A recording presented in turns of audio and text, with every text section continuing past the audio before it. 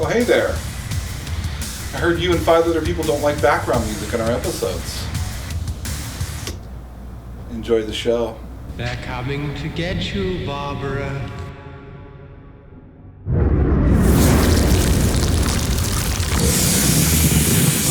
It has been established that the unburied dead are coming back to life.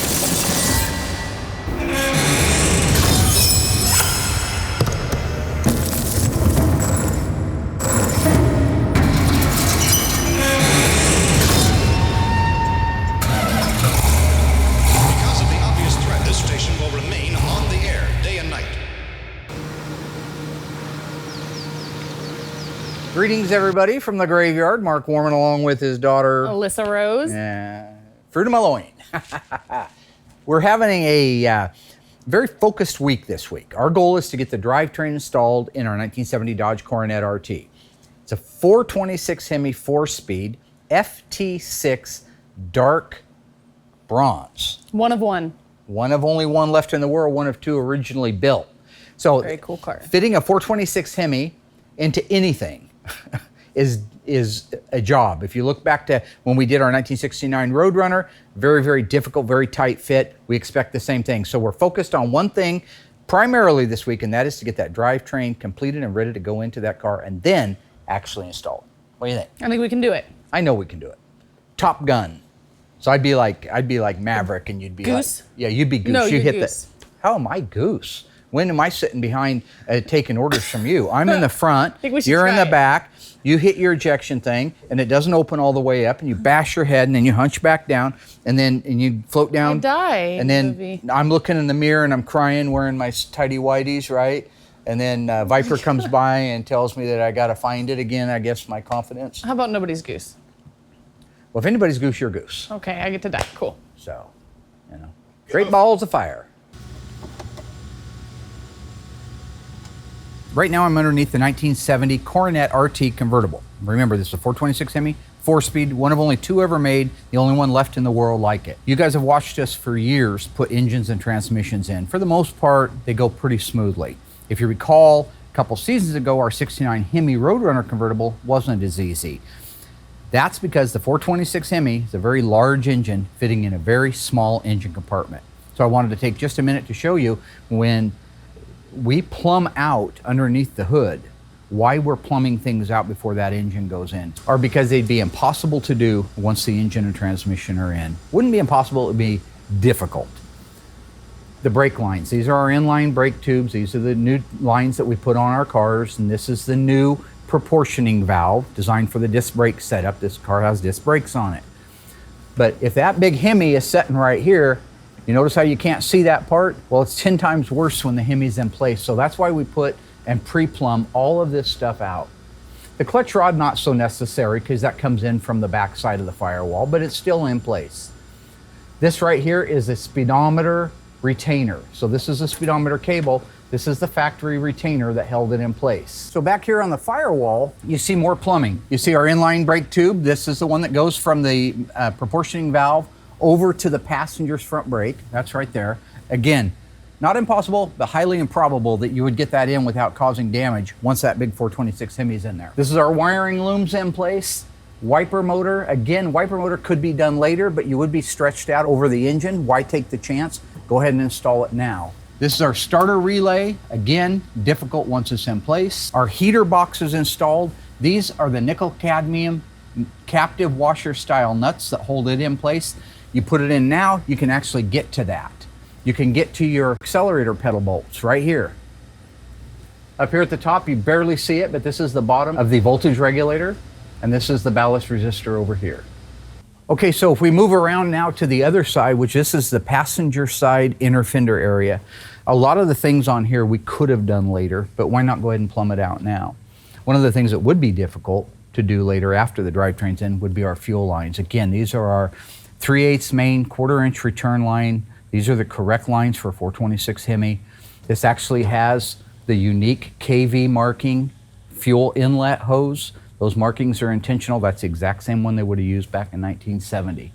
All of these clips that you see here and here, these are all factory clips as well. You'll see that the rest of our brake line goes down under the frame rail and up into the flexible hose. I go down here, you'll see that we have our horns in place here, both horns. Windshield washer reservoir.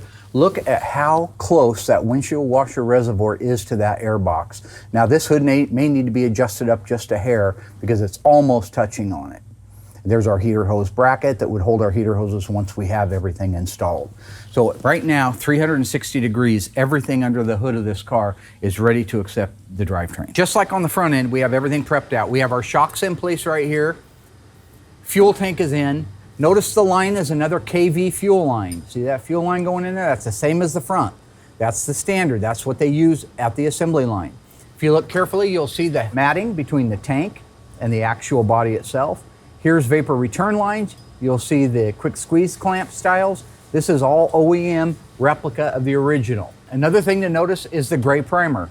On this particular car, it was not an undercoat car. Now, a lot of times people just choose to put undercoating on their car because it's a sound deadener and it helps resist chips on the bottom.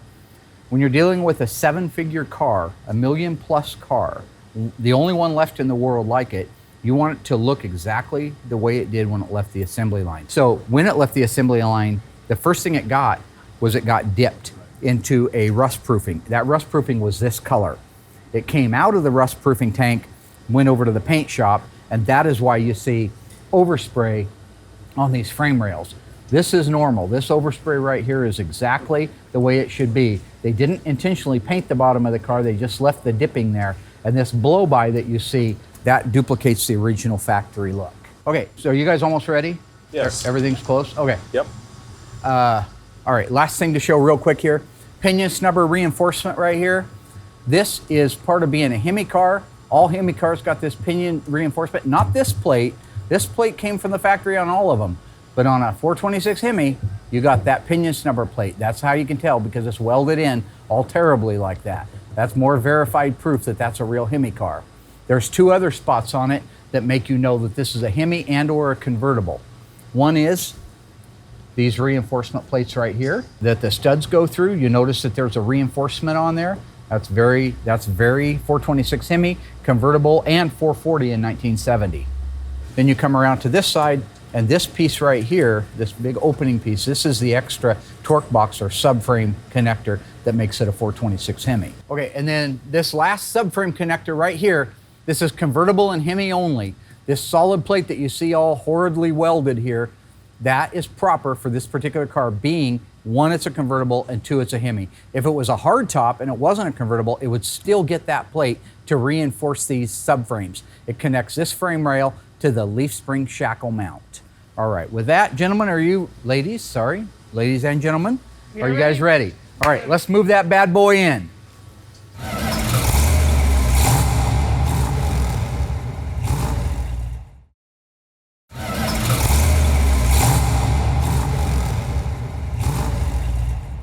In 1965, a racing legend was born. A Hemi-powered, wheel-standing beast of a truck known as the Little Red Wagon. Created from the Dodge A100 truck, this monster of a race truck was owned and driven by Bill Maverick Golden, a man even more famous than the truck he drove. Bill Maverick famously won over 1,800 trophies, thousands of races, and set an astonishing number of records during his racing career. It wasn't until Frank Wiley, which was Chrysler's chief of public relations at that time, took Maverick to the shop of Dick Branster that they had a match made in heaven. And by the way, as a side note, it happened to be the same shop that had built Roger and Linda Mood's Color Me Gone racer, so that's pretty cool. Chrysler's A100, which is a cab over engine style of truck, hadn't been selling as well as their D100, which is a cab behind engine style. In the 60s, the best promotion a car could get was to win races or do something everyone would be talking about. So Chrysler decided to do both and had Branster's shop engineer a custom A100 with a bigger engine in the bed of the truck. Chrysler also changed the engine of the custom truck to the enormous 426 Hemi and removed anything in the car that would add weight. That included the front bumper, the heater, the spare tire, the dash panel, and even the body sealer were all removed, which is just crazy. They even switched out the stock doors for fiberglass. What they ended up with was a back-heavy truck that as soon as the supercharged engine was given some gas, would have a tendency to wheel stand and tear down the track like a bat out of hell. Sounds pretty cool to me. Bill Golden was in love. He went from winning races to winning hearts and minds in what has become one of the most famous Dodge trucks ever built. So famous, in fact, that in 2009, Sotheby's auctioned off one of the last surviving Bill Golden Little Red Wagons for $550,000. Yeah. I mean, I don't know. I don't like the rock, but I'm digging Steve Buscemi. Hello? Hey, Mark, what's up, buddy? The music's too low? Yeah, sure, I can fix that. No problem. All right, thanks.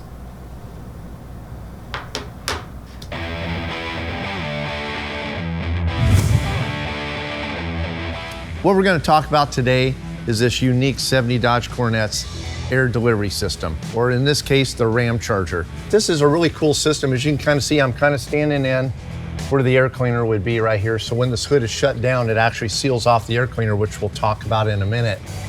But what's really cool is a lot of times you see these cars in a car show and you see this piece of rubber right here and you're like, man, is that like a diaphragm, or how does that, system work right there? Well, what that's intended for is when this thing is shut down, it is so tight in this engine bay that that is actually a relief area for our master cylinder. So when that hood shuts down, that little recessed area right there goes right over the top of the master cylinder. And that's how tight this thing closes. You can see these holes. If I put my hand inside of our air system, you can see my hands right there. So right now, it's actually in the closed position. There's a cable inside the car that mounts up underneath the dash that says carb air. And when you close it, it shuts off the scoops, in a sense, to force the air in, and it uses all the air inside of the engine compartment coming off the fan. So now these flaps are actually controlled, when this air comes in, by this cable right here where it comes out from underneath the dash. It comes up and it hooks right here. And this cable is actually connected to this arm. And this arm right here controls this rubber flap. So now to run the other side, you actually need a transfer cable. So that transfer cable is hooked right here, and it actually runs all the way across to this side right here. Right now, that cable is closed, so this is the only place you're getting air from. Whenever you were to pull that cable and open up your Ram air system, it would close these, and these rubber flaps would be flush with this, allowing all that air to come in from those scoops and just shove directly right into that air cleaner, forcing all that nice cold air right into those two 4-barrel carburetors and just giving you more horsepower.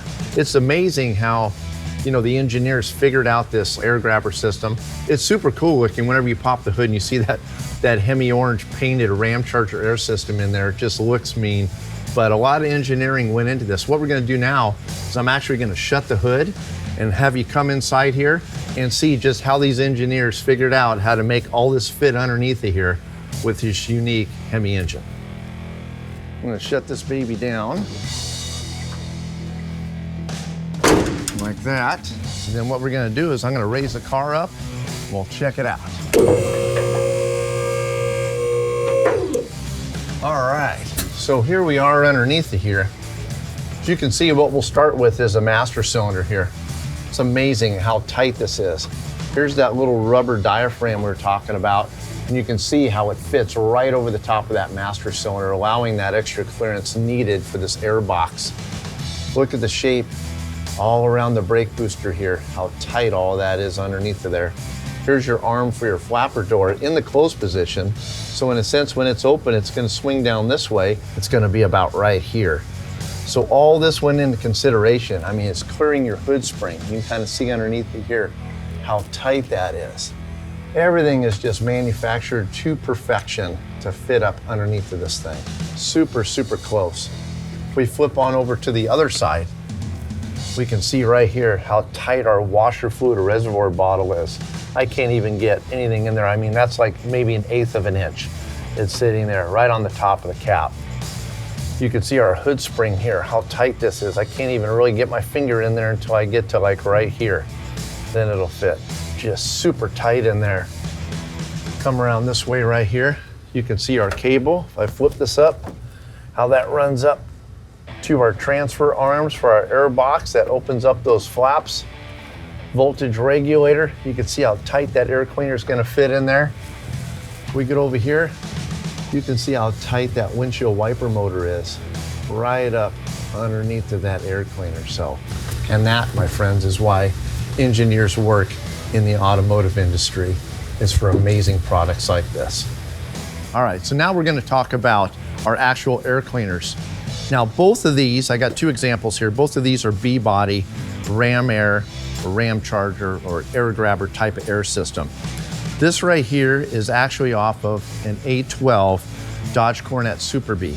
Now, the A12 cars all had a fiberglass liftoff hood, which was really unique for 1969. It's a 69.5 model. Now, as you can see on this air grabber system, this here has foam rubber. You can see it's squishy all the way around the edge of this air cleaner. When that hood shuts down on this car, or in this case, it doesn't shut down, you set it down on there and pin it on all four corners. This seal right here seals around that hole or that scoop that's underneath of there, and that's what's going to force all that air, that cold air from outside, right into that air filter element. Now, in our 70 Dodge Coronet situation with the Ramcharger, the seal is actually on the air box, which we talked about. That rubber seal is actually going to go right around this edge of the base right here. So once that's sealed, you got your two scoops right here. All that air is being forced into that air box and just shoved right into the carburetors on this air cleaner. All right, so here's our air cleaner right here, and that thing is gonna be sitting like somewhere in this vicinity on that engine. But when that hood shuts down, that's gonna go right up in there like that. Boop, seal that baby off. So this gives you a great visual appearance.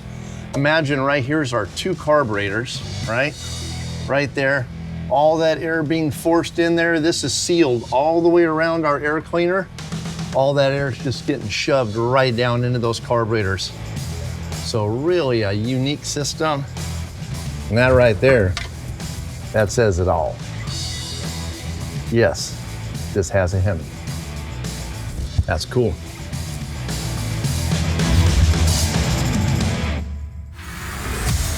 The AAR CUDA and the Challenger TA are some of the most sought-after muscle cars on the planet today. What does TA stand for? Is it Transatlantic, Trans Am, or Trans Auto? Stay tuned until after the break. What does this TA and Challenger TA stand for? Was it Transatlantic, Trans Am, or Trans Auto? The answer is Trans Am, which is short for Trans American.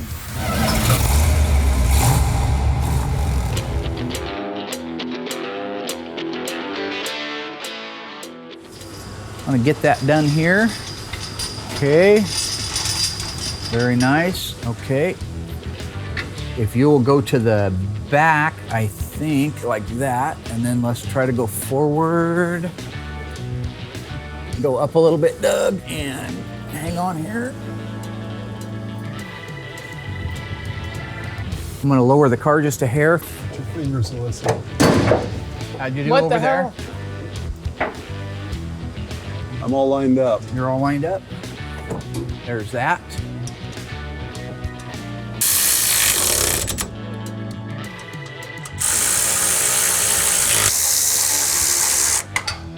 Okay, we got those tightened down there.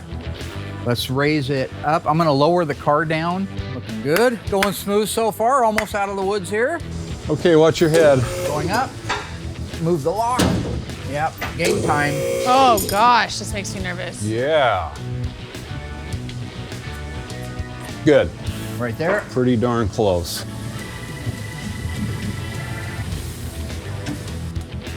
Perfect. Put the other side of the shackle in. Perfect. There we go. That's what I want to see.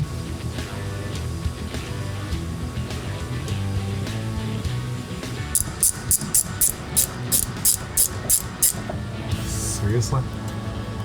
Oh no, it's Got it. got it. Okay.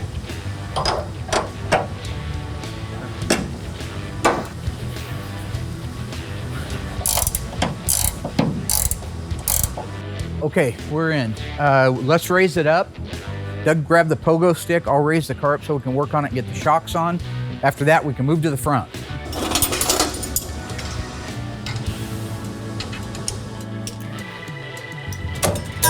Doug, you got the hardware? Go ahead.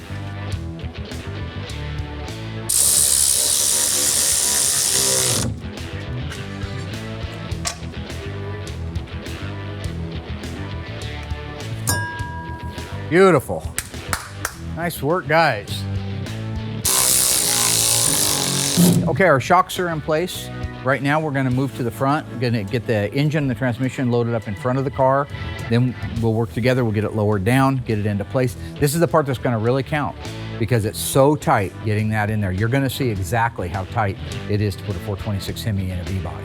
Can't wait to do one in an E-body or an A-body. That would even be funner yet. Okay, let's do it.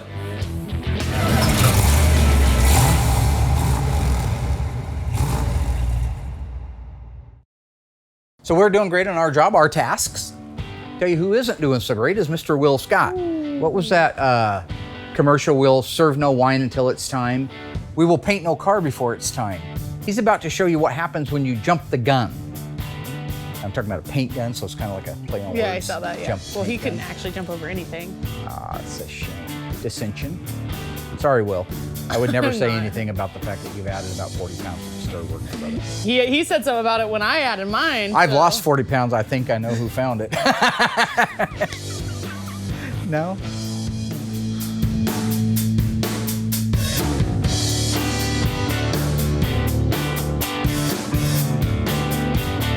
Right now behind me is our 1972 Duster. We got the pre-paint done, and as you can see, we had some issues. The body man said he had it ready for paint. We just rolled it right in the booth. I painted it, which was my mistake for doing it. So here we are. We had to basically kind of start all over, start blocking it down. And all the different colorations is all of our highs and lows. So the car at the point it is right now is very straight. The style lines look great. Had to do a little body work to make sure these rockers look nicer. But overall, the car is all blocked down, ready to go in the booth. I want to have her mask it up, and then we'll start laying some primer on it.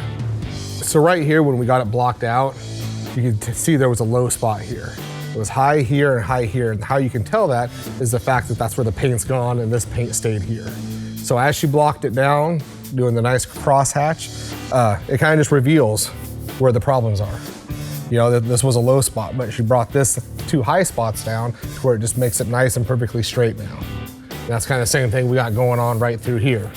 You know, this was a low spot here. Everywhere you see these, most of the time they're just the high spots. So she blocks it down and kind of takes what looked like a ding or a dent or just a wobble and just blocks it to that right at that perfect point where it just makes it nice and flat and makes it a lot bigger, so it makes it go away completely. When you're blocking this down, a lot of times when the car's primered, you use the guide coat for your cross hatching, and that'll tell you right away what you're working with here. In this case, it happened to be the paint. So unfortunately now, have to go back, primer a few spots, but we'll be good to go and we'll be painting it next week without a problem. And this car is gonna be done in a base coat, clear coat, in tawny gold. We're almost there. Got to touch up a few little things real quick, put it in the booth, prime it, get it out. Next week, we'll sand it down and we'll be good to go. When these cars are on the whirly, they do sag a little bit.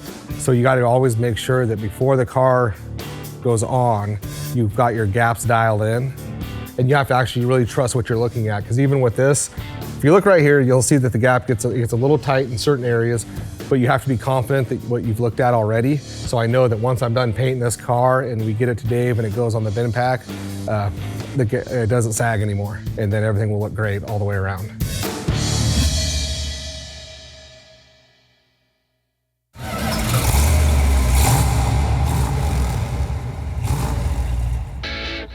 All right, Doug, so she's gonna raise it up. Alyssa, you can go ahead and raise it all the way up to the max, as high as it'll go.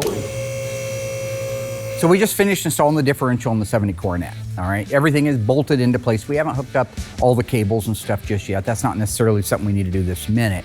I mostly wanted to get that rear end underneath the car so it would counterbalance it and keep us from if you put that big Hemi in the front, there's a very good chance that thing's gonna drop. It's the first Hemi installed? Yes. 426 cubic inch bad boy. Uh-huh. So I've been working with my wonderful cousin Doug, or cousin Dougie, or cousin Duct Tape, or Twilight Zone, whatever you want to call him, and my daughter Alyssa, who is really doing a great job these days, as you all notice watching at home. She's doing phenomenal. All right, let's roll in. So steer it best you can underneath. Once we get it under there, we'll go ahead and reset. Okay, let me get an eyeball in the center here. So this is a very, very tight fit. So you weren't here when we put in the engine in the 69 Roadrunner. I don't think you helped us that day. There's no room. It's micro tight. The whole unit needs to go to the passenger side about 6 or 8 inches, right in there. Let's stop there.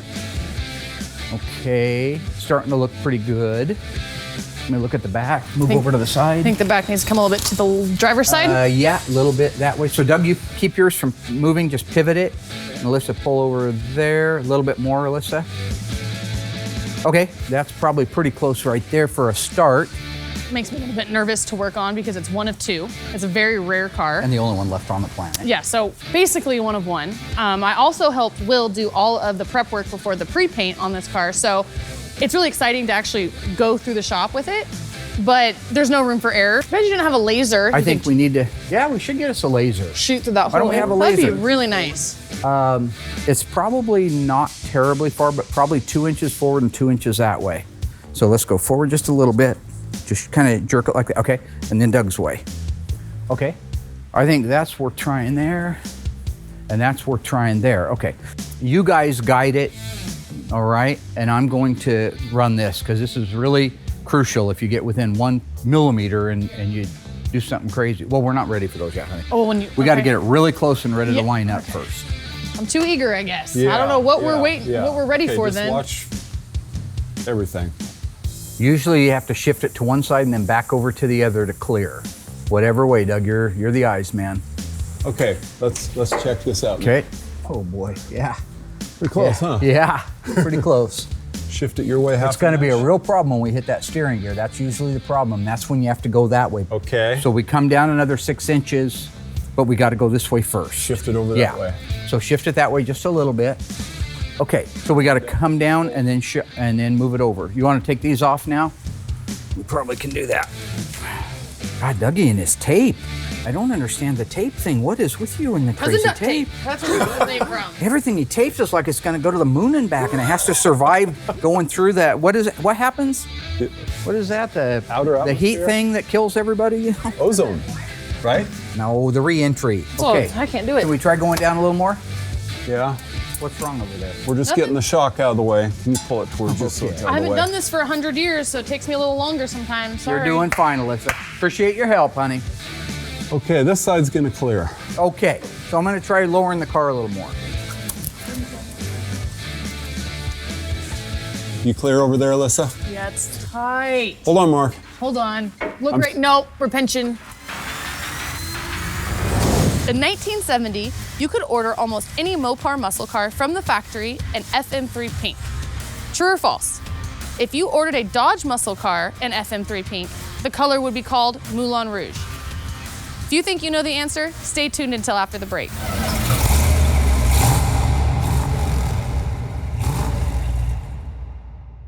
So what do you guys think? True or false? In 1970, if you owned a Dodge muscle car painted FM3, it would be called Moulin Rouge? The answer is false. If you had a Dodge muscle car painted in FM3, it would be called Panther Pink. Plymouth, Manly. Plymouth is the one, they called it Moulin Rouge, and then called it Moulin Rouge. Yeah. And Panther Pink for the Dodge. Dodge is more masculine, so if you had a No, Dodge, but- it's called Panther Pink. Yeah. No, you did good. You did real good. Now you guys know. Now they We're learning know. together. Okay. Yeah, FM3. Could you get that for 1971? Echo, quietness, lights come down. Stay tuned. Just kind of let me walk out of frame. Powerhouse. This power steering line is gonna hit Okay. on the right. So we can also take the power steering line off, and you've got about a half an inch here. Okay. Oh, the one thing it is hitting though is The brake line. this black thing that holds wires. Just look back here. Right here.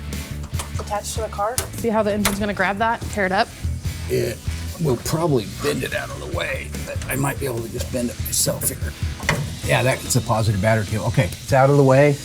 I'm going down a little more. Ooh. Looking good. Looking good. Looking good Okay. on my side. Pretty close? We did it. Great. Okay, so we are lined up. That was actually amazing that fit. That's absolutely not a hair. If you watched down through that tunnel that I was looking through the grill, it was within a couple of millimeters maybe of hitting on each side. But good job. All right, so let's align that thing and put the bolts in. Okay.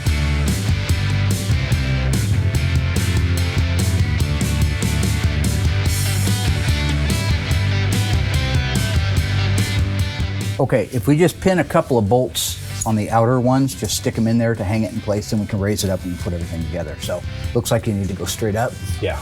Okay, go ahead. Beautiful. Check. Okay. Under short. You got one? Okay, I guess we're close. We're at a point now where we can go ahead and raise it up, and then we'll actually get the bolts in the correct direction and bolt it down, tighten down. So go ahead and raise it up, Alyssa. Okay, stop. Be careful, Dad. Okay. Nothing. All right, up we go. Okay. Not too bad so far. How high would you like it? Keep going, keep going. And you can lock it in place right there. Perfect. Okay.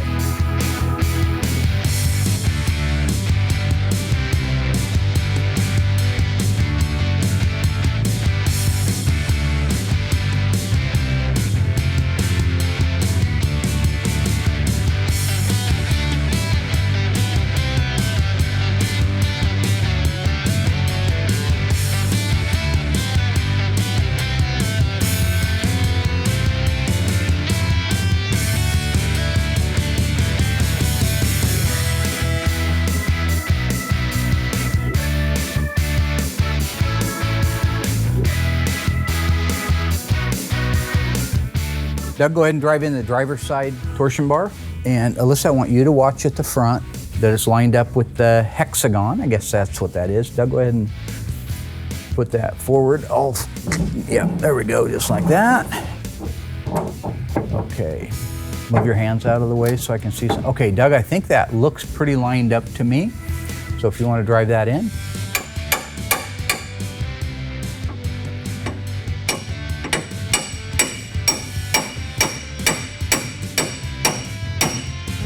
Okay, let's go ahead and do the other side, then we'll move the torsion bar boots at the same time.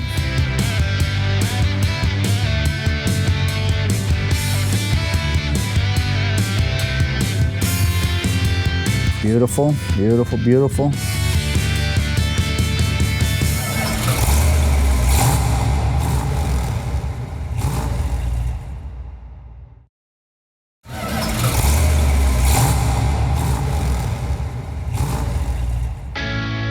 So Doug, go ahead and run the torsion bar adjuster bolt in. See it, right? Let me have a look. Oh, that's really close. Usually if you look side across this plane and this plane, and you can just see the whole head of the bolt, that's about the right adjustment. Now we may have to make a final one once we lower it down, but that's a pretty good starting point. So let's duplicate the exact same thing on the other side. Good. Okay.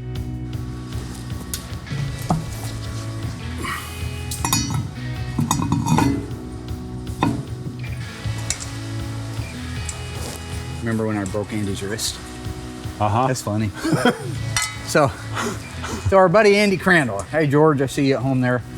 Andy, one time, these two guys, they couldn't stand the fact that my 70 Charger had burned the rear tires off. Didn't matter what tires it was, didn't matter what gear ratio it would just light the tires up all the way over the Glenwood Bridge. I could smoke them.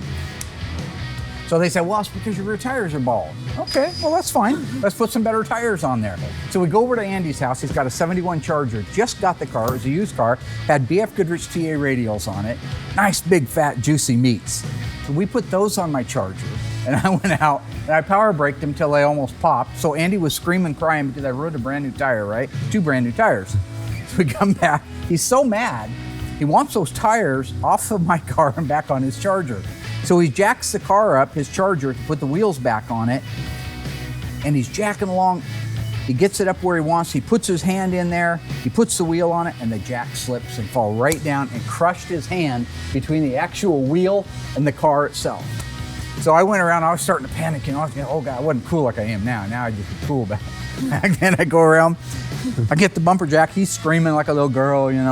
I'm jacking it up. I'm jacking it up. Okay, a little more. I can get it out. It slipped again. Right back down on his wrist. So anyway, to this day, he has arthritis in that wrist. So. No kidding. Yeah, lesson learned. Okay, Alyssa, let's do this thing.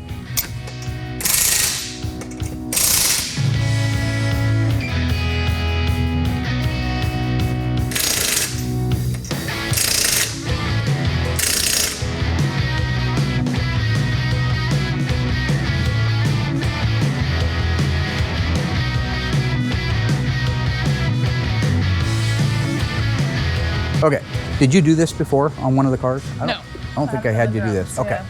If you look here, this car has styled wheels. If you look at those wheels, you can see the holes in them. That means you can see through the wheel and see the drum. When you had that type of a wheel on a Chrysler in this year, they required you to paint this red, about a 2-inch wide or so patch of red. So you see the highlighted area here? Yeah. So we're gonna move this over there to catch any paint that might fall. So if you look in our book, you see the 2-inch wide patch. It goes from about here all the way to the center. That's the exact area that you'll be able to see through these holes here. They want you to see that red paint, that racy red paint. That's why we're doing it. Okay, so I have a 2-inch wide chisel brush here, and this is our red. You can't hardly see it. It's actually Rust-Oleum red, and this is actually really close to what the factory used. So we're gonna wanna put some paint on there, just like that. Sounds kind of weird to do it this way, but this is how they did it at the factory. This is how we're gonna do it here. I usually go almost to the lug nuts, really close there. That gets me a good heavy coat on there. But that's it. It doesn't go around the edge. It doesn't go back here. It just goes on the face of it like that. What do you think? Try the other side? I think I can do that. Okay. Sorry. Confidence. I apologize. Just like that. That's right. Doug, if you've got the heat gun, would you start drying the left rear for me, please? What, that Cornet RT? It's the only one in the parking lot. It's okay. You know? How's that look? Okay, that's gonna work just fine. That's great, okay. What are you doing, Doug? Is this the right direction? Sure, Robotron. Go ahead. This Yeah, nut job. to the left or to the right?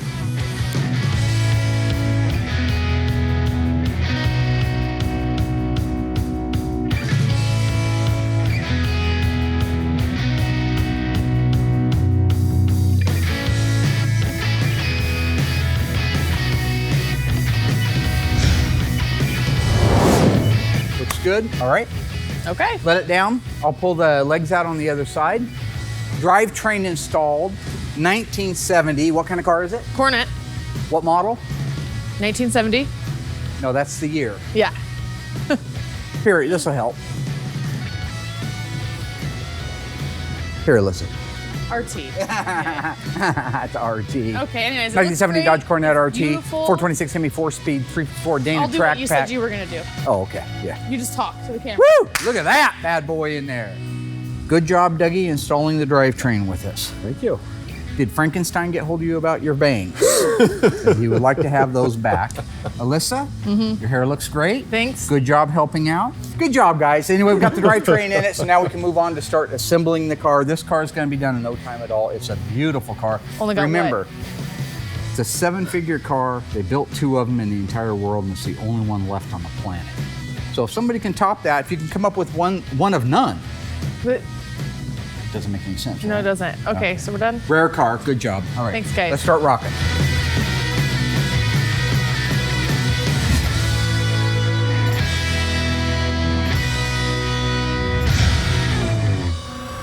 This is the kind of week that I absolutely love. The rarest car that we've ever done, the only one left on the planet, one of only 2 ever built. And it went together the way it's supposed to. But no matter what, that's a tight fit. But it went in. Yep. Alyssa and cousin Dougie Rooster. did a great job installing the drivetrain with me. It went really well. The pieces fit in there that we're supposed to. Going back through that car, if you start out at the beginning, I took a lot of time to show you why we put things in place underneath the car before we actually start working on it. So like the fuel tank and the fuel lines, those are important, and it's important to show why, but also it's really cool because this is one of the few cars that we've actually had the painted undercarriage, which is meant to emulate the look of the dipping process that happened back in the day. Most of the cars people want undercoated. This is a very rare car. It was not an undercoat car. It's not on the fender tag. So he wanted it to look exactly the way it was, with that grayish primer and then the blow-by of the FT6 on it. But you're talking about that beautiful color is going to be absolutely stunning. This is beautiful. Yeah. It's not just a great rare car, but when we're finished with it, which by the way is going to be in season 10 of Graveyard Cars, you're going to fall in love with it. One of the special things about it for me is I actually helped prep before all the paint for Will. So that was actually the first car that Will stuck me on to start learning how to prep. Did a good job. It looks really nice. Yeah. And you know, I gotta say, it's actually gone through the shop pretty quickly. He's done really well at speeding up the process. He's got a good team around him right now, and they're knocking those cars out. So while me and Doug are over here building out drivetrains where we're normally 6 or 8 or 10 ahead, we're not so many ahead right now. So that's what you're going to watch as we continue to evolve. Like in next season, we're going to probably deliver 10 or 12 cars. I mean, it legitimately is going to be a lot of cars because we have dialed in our process to a point where I think you're going to see the fruits of all those efforts. It's going to be pretty cool. Get to work with my daughter, what can you say? That's a wonderful, it's a gift, it's a blessing. Even though I tease her all the time, and I'll never stop because I think it's made you into the person you are today. Do something crazy. Well, we're not ready for those yet, honey. Oh, we got to get it really close and ready to line up first. Now, if we had 6-foot-long bolts, those would have been. I'm just gonna have it so it's handy. You're doing fine, golly. Oh, God. Okay. Come on, let's go, come on. Okay, so one of us can watch. Whoa. I've always Character building is what you used to say. Yeah, you beat them down till they can't hardly stand on their own, and then you build them up. And it's like steel. You take steel, you want it to get harder, you want it to be tough, get it red hot until it's just drooping and has no reason to live. And then hit it with some cold air. That's how I do, and I build you up. It turned out fine for So me. you've been tempered. You know. Mark Warman, Graveyard Cars Tempering. Anywho. Also, I actually did a little technical tip for everybody at home on our A100. Very good on that tip, by the way. That was very cool. informative. That vehicle is going to be the end of your father. So, okay. yeah, you might want to take out a kill real... yourself in it, or? Well, it's going to be 1,000 horsepower built by Ray Barton. It's got a blower shop 871 blower on it. It's got dual Demon 850 carburetors that are designed to go on a blower. Custom built Zoomy headers. But it's only on 2 wheels. You'll be fine. Yeah, as long as I don't have to steer it, should be fine. Should be fine. It's straight line. That's all you need. The little dead wagon is really going to be the little dead wagon. It's gonna be I mean, I'm not happy about the fact that I may have to die in it. Like that would Legacy. be the, to be honest, well, you want to go won't out be when much- you're on top. Look at all these other people, other celebrities, you know? It's actually, yeah. I'm going to hit the gate doing 98 saying, let them truckers roll 10-4. Okay. Because we got a great big convoy. Ain't You're she gonna a have to get beautiful Emma in sight? here if you want someone to dance Come and sing on and with. join our convoy. Hey, you want me to show you some moves? No. It's called the Backwoods Teapot. So, no thanks. I'm a little teapot, short and stout. That's true. Tip me over and pour me. So it's a backwards. That's the same exact thing. That wasn't. Thanks for watching, everybody. Sorry about That was everything. rubbish. Don't make it. Oh, I'm rubbish? What about you? Well, your little dance was. Yeah, It was well, rubbish. Okay. You're putting on weight.